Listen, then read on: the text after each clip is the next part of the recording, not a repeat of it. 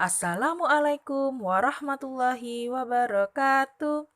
Selamat pagi siswa-siswi hebat dari kelas 4A dan kelas 4B SD Kreatif Insan Rabani. Bagaimana kabar kalian pada pagi hari ini? Alhamdulillah, luar biasa. Tetap semangat. Yes, yes, yes. Allahu Akbar. Senang sekali Ustazah Novi bisa kembali pada video tema 5 pahlawanku, muatan pelajaran IPS tentang peninggalan dan tokoh kerajaan Islam di Indonesia. Pada 2 video sebelumnya, Ustazah sudah menjelaskan tentang peninggalan dan tokoh kerajaan Hindu dan kerajaan Buddha ya. Kali ini sampailah kita ke peninggalan dan tokoh kerajaan Islam di Indonesia. Sebelumnya, di gambar sudah kalian amati ya, kira-kira itu gambar apa? Ya, ini adalah gambar Masjid Raya Banda Aceh atau biasa disebut Masjid Baitur Rahman yang ada di Provinsi Nangro Aceh Darussalam. Nah, masjid ini juga merupakan peninggalan dari kerajaan Islam yaitu Kerajaan Aceh. Nanti kita bahas lebih lanjut ya. Sebelum kalian menyimak video Ustazah, kita baca doa terlebih dahulu. Abata Bismillahirrahmanirrahim. Semoga Allah selalu mudahkan kita dalam hal menuntut ilmu. Sebelum kita bahas ke kerajaan Islam yang ada di Indonesia, kita bahas terlebih dahulu bagaimana agama Islam bisa masuk ke Indonesia. Agama Islam masuk ke Indonesia dibawa oleh para pedagang yang berasal dari Arab, Persia, dan Gujarat, bagian negara India ya, sekitar abad ke-11 sampai abad ke-13. Islam berkembang di Indonesia dengan cara damai melalui hubungan perdagangan. Dalam proses perkembangan berakibat terjadinya perubahan sosial budaya ke arah pembentukan budaya baru berunsurkan Islam. Kebudayaan Hindu dan Buddha yang berkembang 15 dan ke-17 merupakan puncak pengaruh Islam di Indonesia. Islam berkembang di Indonesia seiring dengan berakhirnya kerajaan-kerajaan Hindu-Buddha. Berkembangnya pengaruh Islam di Indonesia ditandai dengan berdirinya kerajaan-kerajaan bercorak Islam.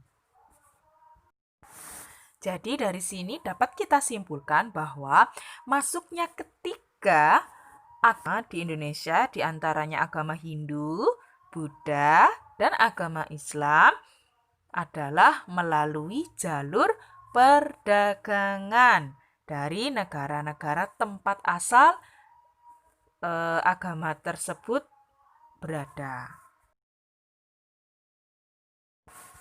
Oke. Nah, kerajaan Islam dan peninggalan di Indonesia, Ustazah bahas ada 6 kerajaan ya.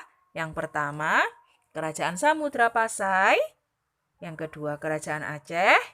Yang ketiga, Kerajaan Demak. Yang keempat, Kerajaan Banten. Yang kelima, Kerajaan Ternate dan Tidore. Dan yang keenam, Kerajaan Gowatalo atau biasa yang disebut Kerajaan Makassar. Oke, kita bahas yang pertama, yaitu Kerajaan Samudra Pasai. Kerajaan Islam pertama di Indonesia berdiri sekitar abad ke-13. Kerajaan Samudra Pasai runtuh setelah dikuasai oleh Portugis. Jadi Kerajaan Samudra Pasai ini adalah kerajaan Islam pertama yang berdiri di Indonesia. Letaknya di Aceh Utara atau bagian Lok Sumawe.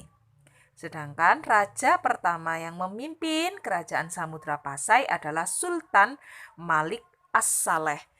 Raja dalam kerajaan Islam itu selalu disebut sultan ya. Oke, nah ini adalah peninggalan Kerajaan Samudra Pasai yaitu Lonceng Cakradonya. Kerajaan kedua yaitu Kerajaan Aceh. Kerajaan Aceh berdiri pada abad ke-16. Kerajaan Aceh juga menjadi pusat perdagangan dan pusat penyebaran agama Islam. Sama seperti Kerajaan Samudra Pasai, Kerajaan ini terletak di Aceh ya. Tepatnya di kota Banda Aceh.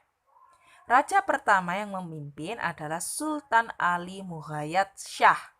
Sedangkan puncak kejayaan pada masa pemerintahan Sultan Iskandar Muda.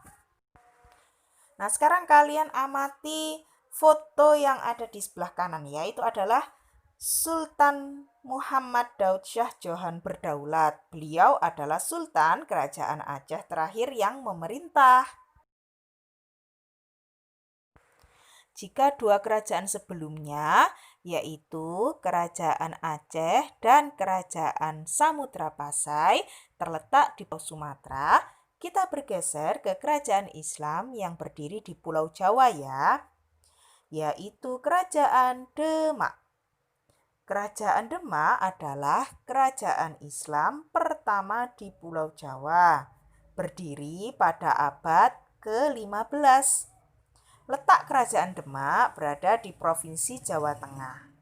Sedangkan raja pertama yang memimpin bernama Raden Patah. Di gambar adalah Masjid Agung Demak, merupakan peninggalan dari kerajaan Demak. Selanjutnya adalah Kerajaan Banten. Kerajaan Banten ini terletak di Provinsi Banten ya. Oke, jadi raja yang pertama adalah Sultan Hasanuddin dan puncak kejayaan pada masa pemerintahan Sultan Ageng Tirtayasa. Di sebelah kiri itu adalah peninggalan Kerajaan Banten, yaitu Masjid Agung Banten.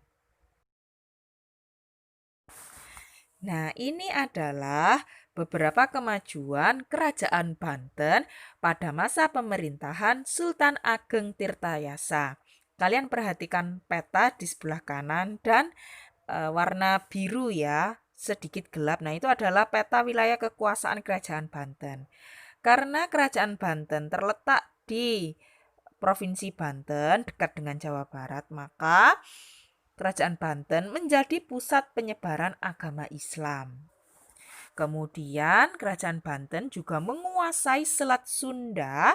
Selat Sunda adalah selat yang memisahkan antara Pulau Jawa dan Pulau Sumatera, yang menjadi jalur lalu lintas perdagangan. Kemudian yang terakhir, Pelabuhan Banten menjadi pusat perdagangan yang ramai didatangi pedagang dari berbagai bangsa. Jadi perdagangan pada zaman dahulu itu sebagian besar melalui jalur laut sekaligus sebagai penyebaran agama Islam. Baik, selanjutnya adalah Kerajaan Ternate dan Tidore. Kerajaan Ternate dan Tidore terletak di Kepulauan Maluku. Ternate dan Tidore merupakan kerajaan yang selalu bersaing dalam kegiatan perdagangan. Salah satu raja dari kerajaan Tidore yaitu Sultan Saifuddin. Coba kalian perhatikan di gambar sebelah kanan itu ya. Nah, sedangkan ini adalah peninggalan dari kerajaan Ternate ya, itu adalah gerbang istana Sultan Ternate. Bisa kalian amati ya gambarnya ya. Oke, kerajaan yang terakhir adalah Kerajaan Gorontalo atau yang lebih dikenal dengan Kerajaan Makassar. Letak Kerajaan Gorontalo berada di daerah Sobaupau, Makassar, Provinsi Sulawesi Selatan. Di gambar ini adalah contoh peninggalan kerajaan Goa ya, yaitu Istana Raja Goa. Nah, Kerajaan Gorontalo mengalami puncak kejayaan pada masa pemerintahan Sultan Hasanuddin.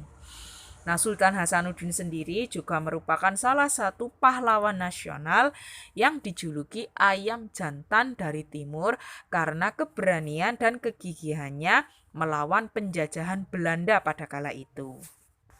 Nah, coba kalian ingat-ingat apa sih perbedaan antara peninggalan kerajaan Hindu, Buddha, dan Islam? Baik, jadi untuk kerajaan Hindu, Buddha, dan Islam pasti banyak sekali perbedaan ya dalam peninggalannya. Kalau kerajaan Hindu dan Buddha untuk bangunannya itu berupa candi.